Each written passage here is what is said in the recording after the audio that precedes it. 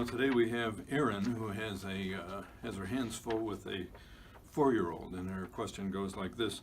I have a 4-year-old who gets very aggressive when he gets to a 3 count and needs a timeout. He does not go willingly to his room for the timeout. A lot of kids don't. And he gets angry, scratches, hits, and pulls my hair when I attempt to escort him to timeout. If I do get him to his room, he'll kick the door for the duration of his timeout. We have taken to using a booster chair and buckling him in to contain him for his timeout. And even then he will spit on the floor and scream. I often have scratches on my arms from wrangling him into the chair. Do you have any suggestions on how to manage this behavior differently when we are administering a timeout? Yeah, I do have some different suggestions, Erin. The first thing is when you say that's 3 and it's time for a timeout, you stop talking and you start moving toward him. If he doesn't go to the timeout, you can escort him, and that can include carrying him and putting him into the room for the timeout.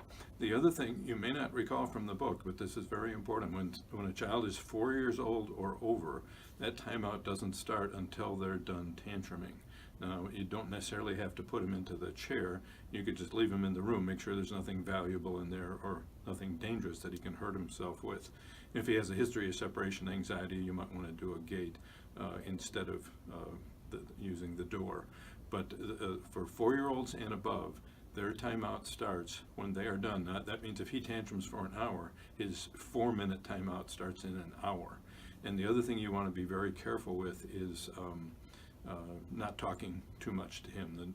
Talking too much and too much emotion will definitely ruin the program.